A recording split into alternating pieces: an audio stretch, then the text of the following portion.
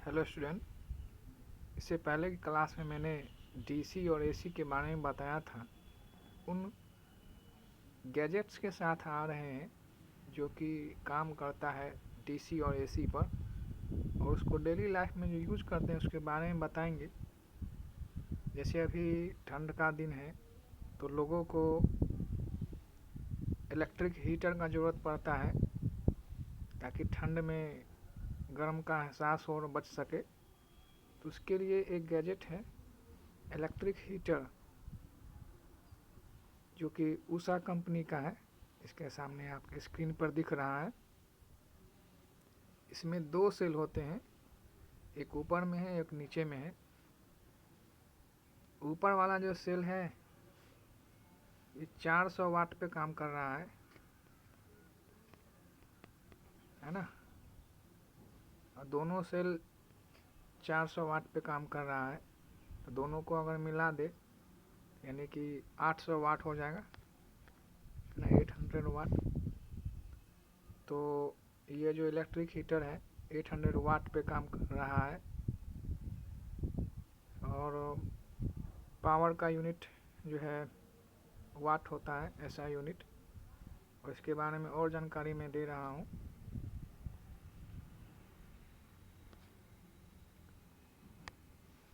जैसे कि यहाँ देख रहे हैं उषा कंपनी का ये इलेक्ट्रिक हीटर था। यहाँ देख रहे हैं ये फेज, ये सिंगल फेज होता है। इलेक्ट्रिकल अप्लायंस के बारे में जानकारी दे रहा हूँ। एंड मैं खुद एक इलेक्ट्रिकल इंजीनियर हूँ, इसके कारण आपको अच्छे से जानकारी दे सकूँ। ये single phase working electrical heater होता है। हीट सेटिंग जो कि मैंने अभी बताया आपको 400, 800, 400 और 800 वाट पे। हीटर टाइप आपको इंफ्रारेड है। वोल्टेज जो कि कल मैंने बताया था, रेंज 220 से 240 का रेंज वोल्ट में, ये 230 वोल्ट पे काम कर रहा है ना। मॉडल और डायमेंशन मेंशन है। फ्रीक्वेंसी देखिए, काफ़ी बहुत डिस्कशन हुआ था फ्रीक्वेंसी पे। 50 हर्ट्ज एसी है। पावर कंजप्शन, ये इन्हें पावर की ज़रूरत पड़ेगी, शक्ति 800 वाट 800 वाट की ज़रूरत पड़ेगी। तो ये इलेक्ट्रिकल हीटर अभी आप यूज कर सकते हैं ठंड के दिन में, है ना। इसके बारे में मैंने बताया, उम्मीद कर रहे हैं कि आप समझ गए। कंट्री ऑफ ओरिजिन ये इंडिया का है ना।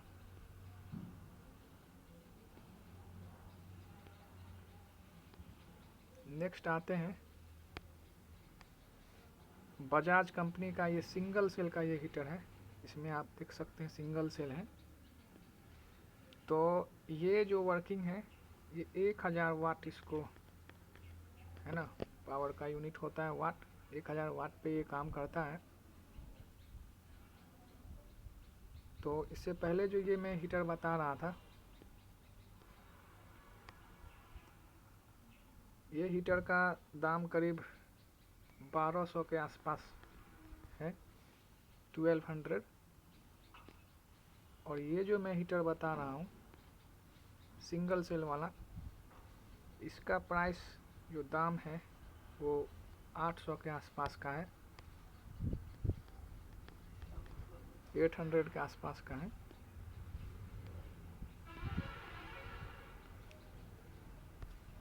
तो सिंगल सेल है ना, इसके बारे में बता दूँ। 1000 वाट जो कि अभी मैं बताया पावर कंजप्शन। और अब एक इलेक्ट्रॉनिक है ना, इलेक्ट्रिकल जो गैजेट है, इलेक्ट्रिक मोटर, जो कि घर में हम लोग पानी के लिए यूज करते हैं। इलेक्ट्रिक मोटर के बारे में जानकारी मैं दे दूँ। इलेक्ट्रिकल एनर्जी को ये मैकेनिकल एनर्जी में कन्वर्ट करता है, ठीक है।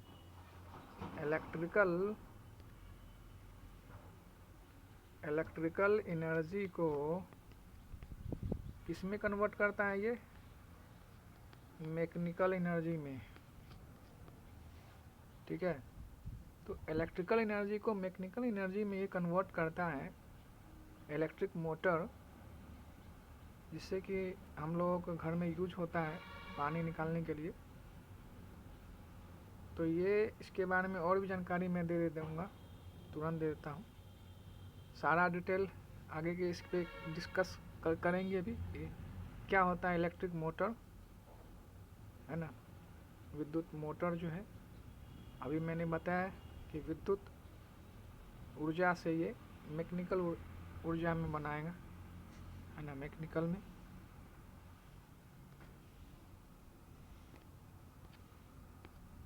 इसके बारे में और जानकारी मैं दे देता हूँ, स्पेसिफिकेशन, डिस्क्रिप्शन, कि ये भी आपका मोटर जो है उषा कंपनी के द्वारा है, इसे आप खरीद सकते हैं।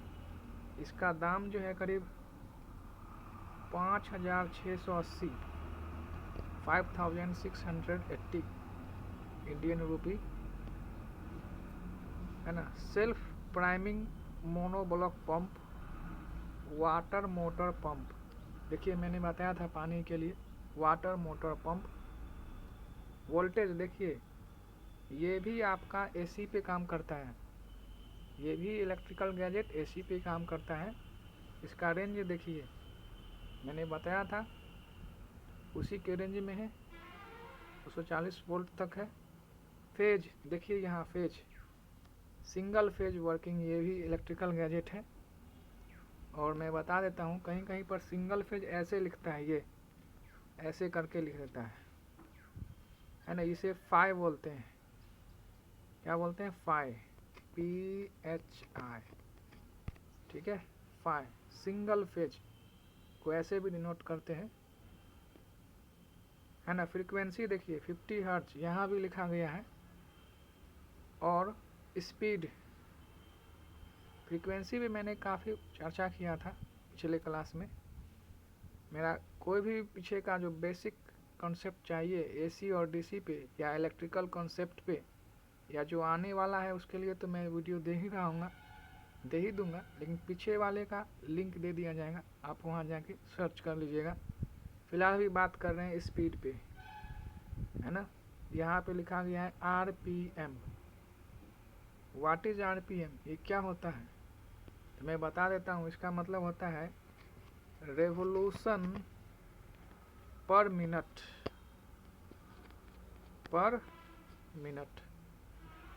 है ना, रेवोल्यूशन पर मिनट। देखिए 1 मिनट में 60 सेकेंड होता है, ठीक है। तो पर मिनट है, यानी कि 1 मिनट में ये जो रेवोल्यूशन है ना, घूमने का, ये जो रेवोल्यूशन है मोटर का, जो स्पीड है, ये जो लिखा गया है 2880 2880 RPM, यानी 1 मिनट में ये इतने बार ये रोटेट कर जाएगा, रोटेट नहीं, रेवोल्यूट कर जाएगा, घूम जाएगा पूरा, है ना। मतलब कि घूमने का, रोटेट भी कर सकते हैं, रेवोल्यूशन पर मिनट ये स्पीड होता है, यानी 1 मिनट में मोटर इतना बार ये ऑपरेट कर जाएगा। फास्ट ऑपरेटिंग होता है और ये घूम जाएगा, है ना, रोटेट कर जाएगा। तो ये मोटर का स्पीड होता है, उसके बारे में है। तो इसके बारे में जानकारी मैं दे दिया हूँ, आप इसे खरीद भी सकते हैं।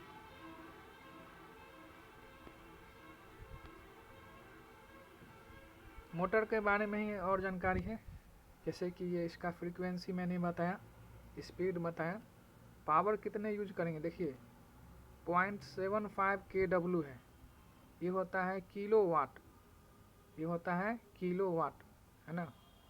और करीब करीब ये किलोवाट को कन्वर्ट कर दें तो 750 वाट, यानी कि 750 वाट, जो कि करीब करीब इक्वल होता है 1 HP का।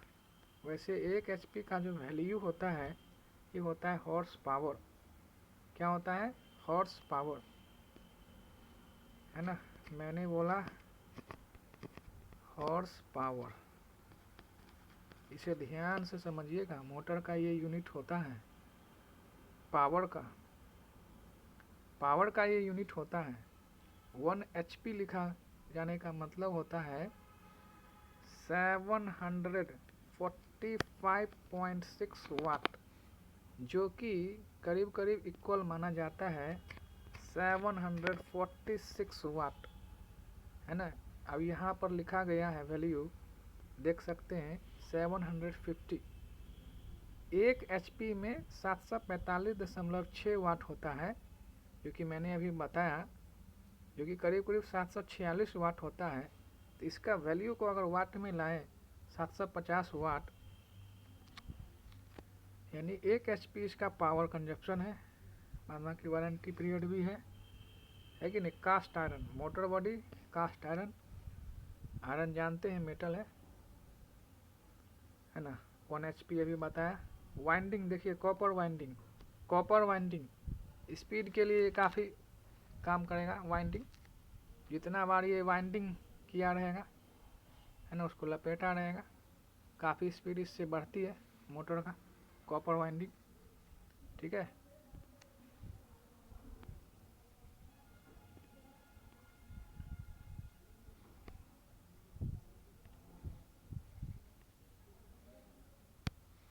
देखिए, इससे पहले मैं AC गैजेट्स की बात कर रहा था, अभी मैं DC पे बात कर रहा हूँ, जो कि आपका बैटरी सोर्स होता है ना। तो जो बैटरी सोर्स होता है वो आपका DC आउटपुट करता है ना। DC यानी डायरेक्ट करंट मैंने बताया था, AC प्रत्यावर्ती धारा और DC दिष्ट धारा। तो ये एक बैटरी सोर्स है, ये एक बैटरी सोर्स है जो कि DC के लिए है, दिष्ट धारा के लिए है। 9 वोल्ट का है ये, 9 वोल्ट बैटरी, ये DC के लिए मैंने पढ़ाया हुआ है टॉपिक, इससे आप जान सकते हैं, समझ सकते हैं।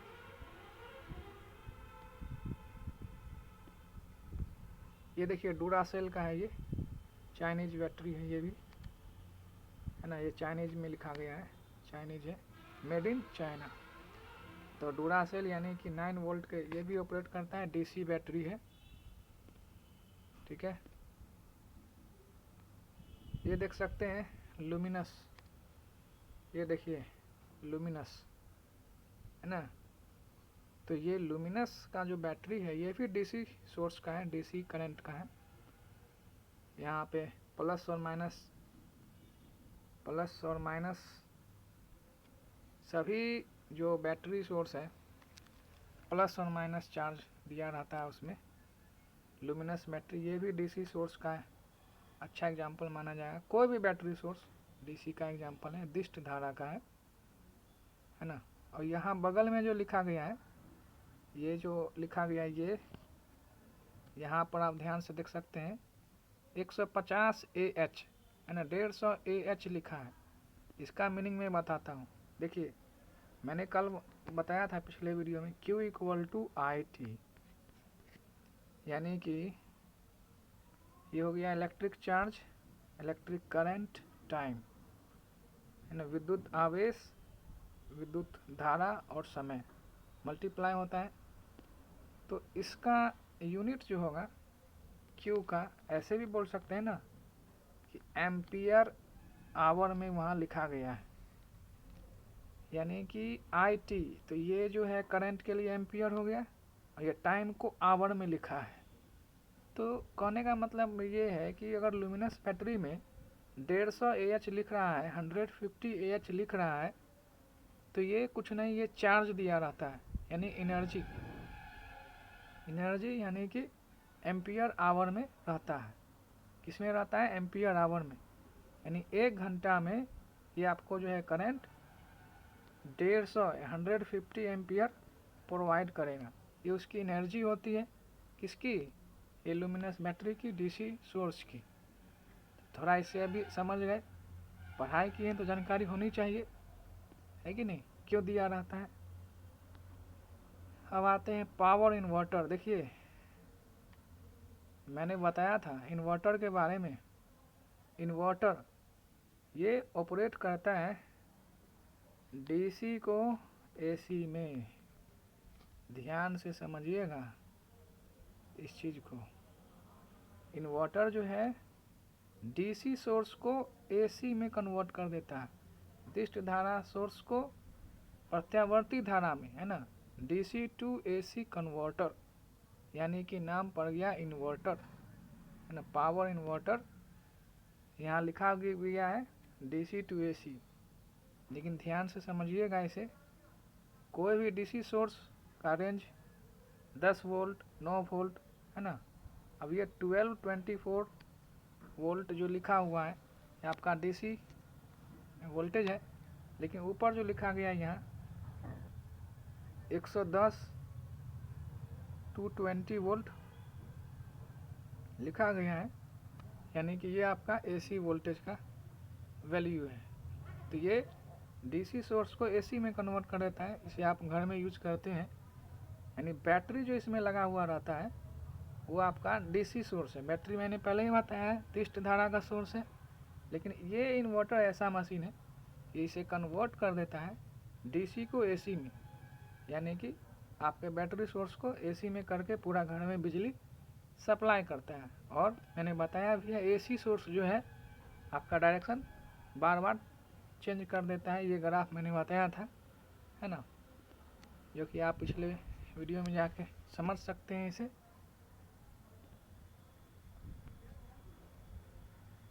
और ये पावर बैंक, ये भी एक DC सोर्स होता है, इसे समझिएगा। पावर बैंक को DC सोर्स MI का पावर बैंक है। और यहाँ भी देखिए, अभी मैंने बताया है, यहाँ लिखा है, ये देखिए, ये इस जगह पे देखिएगा लिखा है 20,000 mAh, 20,000 mAh MI का पावर बैंक में लिखा हुआ रहता है। मैंने अभी बताया है ये mAh का क्या मीनिंग है। मैंने अभी बताया था AH का मीनिंग एम्पियर आवर, लेकिन ये क्या होता है, ये मिली एम्पियर आवर होता है। यानी 1 घंटे में कितना मिली एम्पियर ये प्रोवाइड करेगा power bank, 20,000 milliampere, 20,000 milliampere ये प्रोवाइड करता है, इसलिए ये लिखा हुआ रहता है ना। इसे ज्ञान से समझिएगा, ध्यान से समझिएगा इस चीज़ों को। आप सामान खरीदने जाते हैं, कितना बेस्ट से बेस्ट चीज़ें हैं, है ना, उसकी जानकारी आपको होनी चाहिए। तो ये पावर बैंक भी DC सोर्स का अच्छा एग्जांपल है, DC करंट प्रोवाइड करेगा।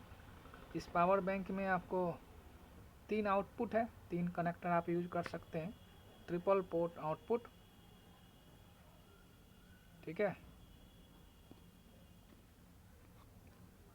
यहाँ पे इनपुट सोर्स है, टाइप C इनपुट सोर्स है, ठीक है।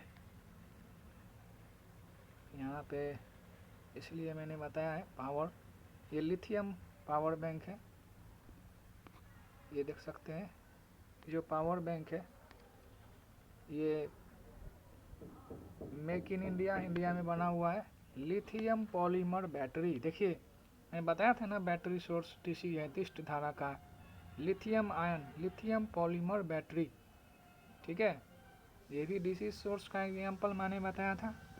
और अब आते हैं यहाँ पे,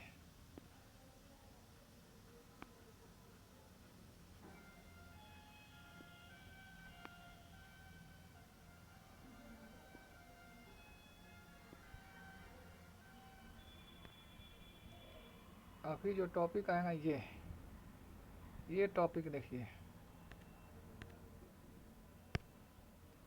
सोलर सेल। मैंने सोलर के बारे में बताया था, DC पे काम करता है सोलर सेल।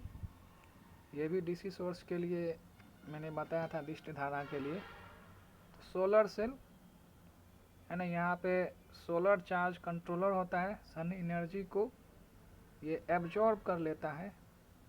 और काफ़ी जब ज़्यादा हीटिंग करेंगे तो इलेक्ट्रॉन का क्या होता है, फ्लो होने लगता है। तो सोलर सेल सन के हीट ऑब्जर्व करने के कारण इलेक्ट्रॉन का फ्लो होने लगता है।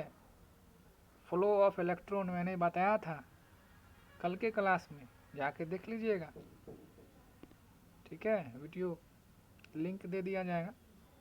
अब जैसे ही फ्लो ऑफ इलेक्ट्रॉन होने लगा तो करंट का भी सप्लाई होगा, है ना, धारा का सप्लाई होगा। यानी कि ये जो ऑपरेट होता है ये सोलर एनर्जी को कन्वर्ट कर देता है इलेक्ट्रिकल एनर्जी में। Solar cell, solar panel solar energy को, सूर्य के ऊर्जा को कन्वर्ट कर देता है इलेक्ट्रिकल एनर्जी में, विद्युत ऊर्जा में। ठीक है, तो फ्लो ऑफ इलेक्ट्रॉन होने लगेगा हीट के कारण, और करंट का फ्लो भी होने लगेगा, यानी इससे हमें बिजली मिल जाएगी। इसलिए लोग यूज भी करता है। ये रिन्यूएबल सोर्स है, बार बार आप कन्वर्ट कर सकते हैं इलेक्ट्रिकल एनर्जी में, कभी ख़त्म नहीं होने वाला सोर्स है। Solar panel, solar charge controller है ना, डीसी बैटरी, देखिए डीसी बैटरी, और यहाँ जनरेटर है। ये रहा आपका multi mode inverter, multi mode inverter जैसा लिखा गया है, मल्टी मोड इन्वर्टर, क्योंकि आपको कन्वर्ट कर देगा, मैंने बताया है, डीसी को एसी में कन्वर्ट कर देगा, यानी जो बैटरी एब्जॉर्ब कर लेता है, ये तो डीसी तक है डीसी बैटरी, लेकिन जब मल्टी मोड इन्वर्टर से कनेक्ट करेंगे तो ये डीसी को एसी में कर देगा, और आपके घरों में क्या हो जाएगा, बिजली सप्लाई हो जाएगा। ये थ्योरी है उसका। तो solar charge controller, DC battery, और यहाँ पे इन्वर्टर है, इसे ऑपरेट कर देंगे कनेक्ट, ये कर देगा डीसी सोर्स को एसी में, और घर में बिजली आने लगेगी। हाउस होल्ड एप्लियंस यहाँ है, यहाँ पर आपका स्विच बोर्ड है कि नहीं, ये जनरेटर है। तो सोलर सेल जो है ये भी डिपेंड रहता है डीसी, लेकिन इन्वर्टर लगा के डीसी को एसी में कन्वर्ट कर देते हैं, घरों में बिजली आती भी है। समझ गए? उम्मीद करते हैं अच्छा लगा। सब्सक्राइब, लाइक एंड शेयर ज़रूर कीजिए, आप लोगों का सपोर्ट चाहिए, और भी आगे इस तरीके का अच्छा कॉन्सेप्ट मैं लेके आऊँगा। सो थैंक यू स्टूडेंट, है ना।